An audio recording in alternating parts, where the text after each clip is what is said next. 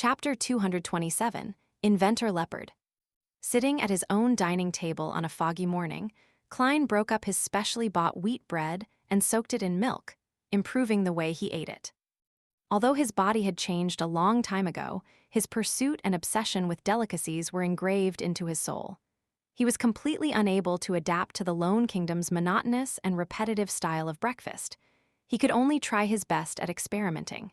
He tried not to limit himself to toast, bread, bacon, sausages, and butter.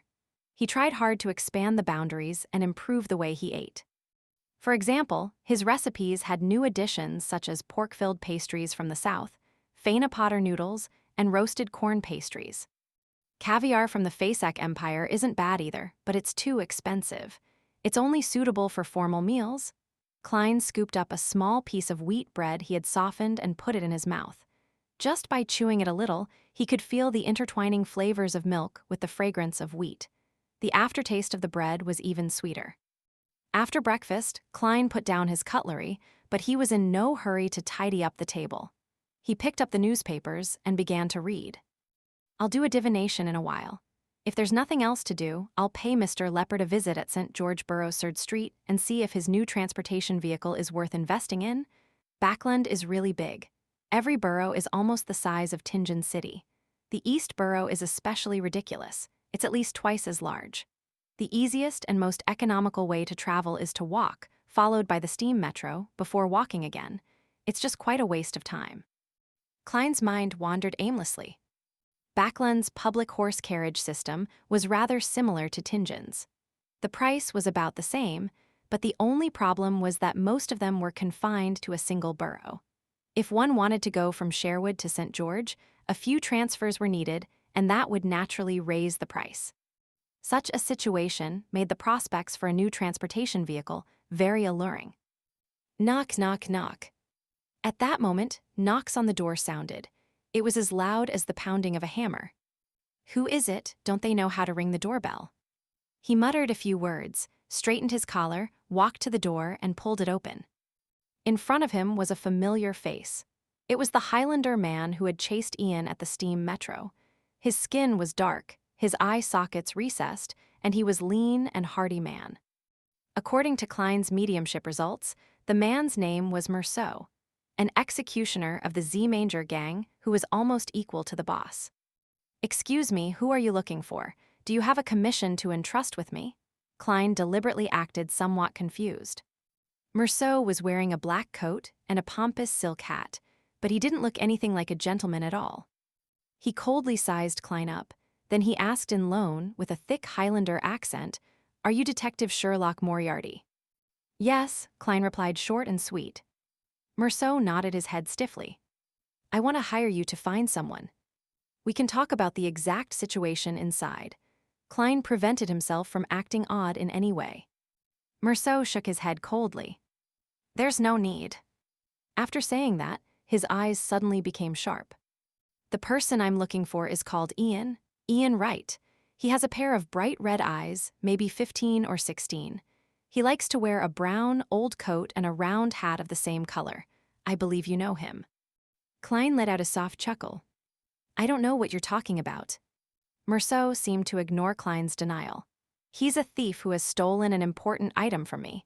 If you can find him, you'll be paid at least 10 pounds. "You've provided too few clues." Klein made up an excuse. 30 pounds, Merceau made a new offer. Klein glanced at him and said, "No, this is against my principle of confidentiality." 50 pounds, Merceau replied coldly.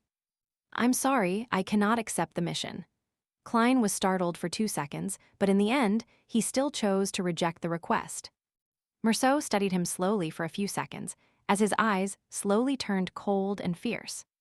He didn't offer a new price, nor did he politely bid farewell. He turned around abruptly and walked quickly to the end of the street. "This gang has pretty good intelligence. They actually know that Ian had come to me once." Klein secretly sighed, full of emotion, but he didn't feel too much anxiety or fear. "After all, I'm someone who once directly faced the son of an evil god, although it was separated by a belly." As he thought about it, his smile suddenly became brilliant. He began flipping a coin to decide whether or not he was going out today. The answer was positive. St. George Borough, 3rd Street. Having transferred from a tracked public carriage to the steam metro, before transferring to a trackless carriage, Klein finally arrived at his destination, spending a total of 11 pence. Just after he alighted the carriage, he discovered that a drizzle had already started, but he hadn't brought an umbrella. According to the newspapers and magazines, this is a daily occurrence in Backland. The reason why hats are popular is that ladies and gentlemen don't carry umbrellas all the time. Klein pressed down on his half-top hat and briskly ran outside Unit 9 and used the eaves to shield himself from the rain. He brushed off the obvious water droplets from his body and rang the doorbell. However, he didn't hear any cuckoo sounds or tinkling sounds. Is the doorbell broken? Klein was just about to raise his hand to knock when he suddenly saw footsteps approaching from afar. The image of the person naturally appeared in his mind. It was a tall, thin man with black hair and blue eyes. He was in his 30s and was dressed in grayish-blue worker attire, but he appeared gentle and refined. Creak. The door opened. The gentleman rubbed his forehead and asked, "May I know who you are looking for? Is there something?" Klein took off his hat and bowed slightly. "I'm here to find Mr. Leppard. I'm interested in his new transportation vehicle." The gentleman's eyes suddenly lit up. "I'm Leppard, come in please." He turned to the side and allowed Klein entry. However, there was no coat rack in the foyer. Klein could only lean his cane and not take off his coat. He followed Leppard into the living room. It had to be said that the gentleman's house was very messy. On the coffee table in the living room alone were many mechanical objects, such as wrenches, bearings, and screwdrivers. "How much do you wish to invest? Ah, right, would you like some coffee or black tea?" It seems I'm out of black tea," Leppard blurted out. This gentleman is a bit straightforward and doesn't seem to be very good at interpersonal relationships. A thought flashed through Klein's mind, and he changed the words he planned on saying. He went straight to the point. "I've to see your new transportation vehicle before I make a decision. I can't make any promises without understanding anything." As he spoke, he looked around and saw a triangular sacred emblem hanging on the wall. That was the symbol of the god of steam and machinery. The solid triangle was filled with symbols such as steam, gears, and levers. Leppard wasn't irritated by Klein's straightforwardness. He immediately said, "I'll show you." As soon as he said that, he slapped his head. "I almost forgot, we have to sign a non-disclosure agreement to ensure that you don't steal my invention." "Mr. Leppard, you don't have a very good memory either." Klein smiled and said, "That wouldn't be an issue." After signing the simple contract, Leppard led Klein into a room that seemed like an activity room. He had knocked through the neighboring guest room and basement, making it much wider and spacious. The ground was littered with components, and a rough object that was half the height of a man that resembled a carriage stood in the center. In addition to that, the line of the doorbell was connected there and was cleverly constructed. As long as someone pulled the rope, a steel ball would pop out from the mechanism, allowing it to roll along a special track before colliding with the object in the center to produce a clanging sound. The sound certainly wasn't too loud, but it was enough to rouse Leppard, who was engrossed in machinery. "Is that the new form of transportation you invented?" Klein pointed to the crude object in the middle of the room. "Yes, I invented it based on Emperor Rosel's imagination," he replied with a fervent look in his eyes. "Emperor Rosel's imagination?" Klein asked in surprise. Leppard explained in a tone of adoration.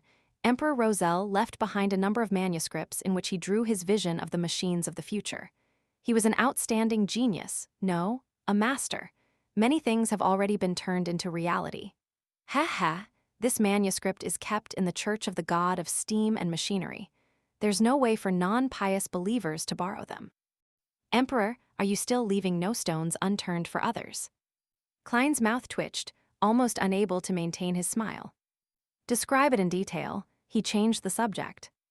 Leppard led Klein to the crude metallic object and opened the door.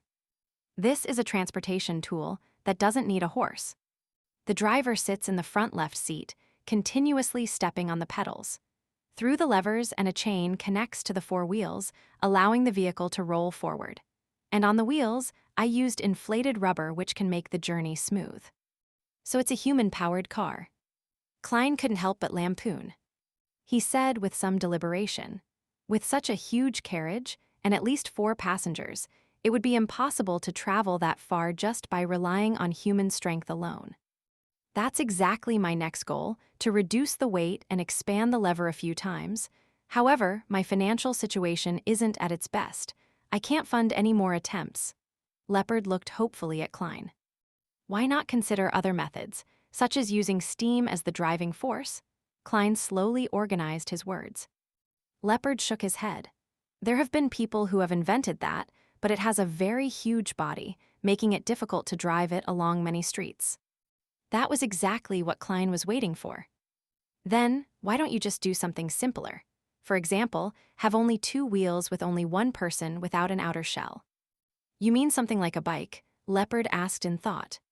Roselle's manuscript has that. Klein nodded heavily. Yes. Those bikes which other people have invented aren't very practical. Simplifying this seems like it might work. It will really seem different. But who would buy it? Leppard said to himself. Klein didn't hesitate to provide him with a direction. The postman, the working class who have a bit of savings, the businessman who doesn't need to look respectable while hoping to save money. There are many of them in Backland. Leppard thought for a moment, then nodded slightly. I can try, but I don't have the money for spare parts. I'll invest 100 gold pounds. In addition to my suggestion just now, I'll take a total of... Klein hesitated to say 10% of the shares. 15% was better. After all, 100 pounds was, strictly speaking, not much. You can have 35% of the shares, but that's only limited to the bike concept you described. Leppard spoke out first, afraid that Klein would make an unreasonable request. Deal, Klein immediately laughed. We'll first draw up a simple contract and settle this matter. Afterwards, I'll find a lawyer to make a formal contract and add some detailed terms. For example, if there's anyone else who wants to invest, they must first get my consent. No problem, Leppard replied impatiently. All he wanted was to buy his spare parts as soon as possible. In the gloominess brought about by the drizzle, Klein returned to Sherwood Borough's Minsk Street. He entered the house and went straight to the bathroom on the first floor and resolved the problem of his bloated stomach. Splash!